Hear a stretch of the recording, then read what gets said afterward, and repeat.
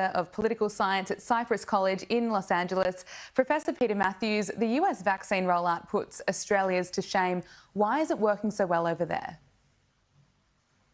Well, I think it's President Biden's leadership, but also the organization behind that. And he put it all together with his assistants to get people on the ground to, in fact, put a lot of federal money into establishing neighborhood clinics and to just engage churches and other groups involved to get involved in this. And this has been a tremendous boost. And I think it's the organization that's responsible for it. And it's been tremendous. Like you said, so many people have been vaccinated. 18% have been fully vaccinated. 32% or 30% have been completely either vaccinated fully or with one vaccination, and we're on our way. So I think we're doing very well compared to the rest of the world at this point. We should be very grateful for that. We just heard in that story there that there is a strong anti-vax movement in the States. Will America hit a roadblock when it comes to getting through to these people? I believe we eventually will, but right now 30% of Americans said they will not be vaccinated, and those numbers are going down slowly but surely, and I think it has to do with people's neighbors and friends getting vaccinated, sometimes family members, and they're seeing there's no problem with that, and actually it helps to protect them.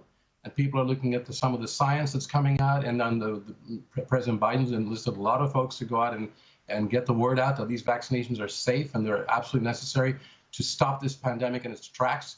We need at least 85% of the people to get vaccinated for herd immunity. So I think Americans are starting to realize that we have to do this. And despite the setbacks with some of the rise in the infections, for example, we had a 20% increase in infections in just the last 2 weeks. And yet we have a lot of more people getting vaccinated. That should help a lot at this point. So there are still so many cases over there. Do you think there's a bit of complacency when it comes to testing? Yes, we need to have testing because testing is the other half of the coin. With testing, we know who is still infected, the rates of infection, and where to target the actual therapy, vaccinations. When you know where people are infected, you know how to go there and focus on those states or those regions, those counties. But without testing, and we're flying blind, and unfortunately, with the vaccination had begun, some of the testing part has dropped off a bit, and that needs to be picked up again.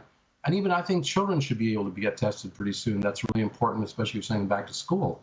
It's absolutely important to do it the right way, in a holistic way. Another challenge the United States and countries right around the world will face is dealing with the pandemic or dealing with the virus rather as it continues to mutate. That's going to be a challenge going forward, right? The variants are a real challenge, and we just heard there's been another variant, this time from India. We started off in California, Northern California. We started off with the UK variant, the one that came from the UK, and that spread out across. So now in California, about 20% of our infections are from the UK variant, and it's spreading much more rapidly across the United States and the world. So these variants, the Brazilian variant, the South African one, these are all in a race for time against our vaccination efforts. There's a competition going on between the variants and the vaccinations. That's why it's so important to get more vaccinations done. Moving on to another topic, in the US, George Floyd murder trial is underway. What's your reaction to the trial so far? It's been very heart-wrenching for not just me, but for so many millions of people watching it around the world, and especially the United States. Today is the anniversary of Dr. Martin Luther King's assassination, his death, April 4th, 1968.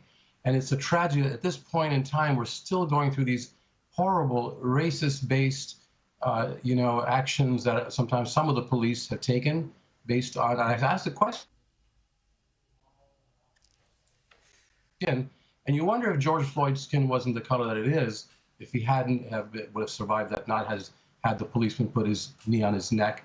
And so the trial is very intriguing and important, but it's really important that we get it right, and that I think the second-degree murder conviction, the third-degree murder conviction, manslaughter, all of those will be justified if you get the evidence the way it's coming out. The prosecution is doing an excellent job. The defense is trying to say it had to do with his health problems, but if he hadn't had that knee put on his neck for 9 minutes, more than 9 minutes, no matter what health problems that he had, he was still in a good living situation.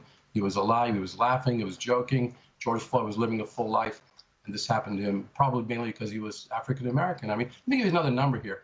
135 unarmed African Americans have been shot by police since 2015. 111 police were accused of murder since 2005, and only 5 were convicted of murder. So this has to do a lot with who you are, and it's a real tragedy. America needs to get away from this and move forward to a much more equitable future. And what reaction do you think we'll see from the public depending on how this trial unfolds? Could you repeat that, please? And what reaction do you think we'll see from the public depending on how this trial unfolds? Oh, it's going to be tremendous one way or the other. I mean, if this policeman does not receive his, the murder charge conviction, it's going to be a tremendous reaction, and we don't know what could explode, or hopefully things won't explode, but it's going to be a tremendous amount of anger and frustration on the part of the African American community, other communities of color as well, feel that they're not getting equal justice in this country. America's justice system is on trial right now. If he is convicted, there will be a sigh of relief. I think overall things will be much better in terms of stability in the society and a legitimacy of our government and system. Professor Peter Mathews. This is a big thing riding on it. Thank you so much. Appreciate your time this morning. Thank you for joining us. Thank you, Gabriella.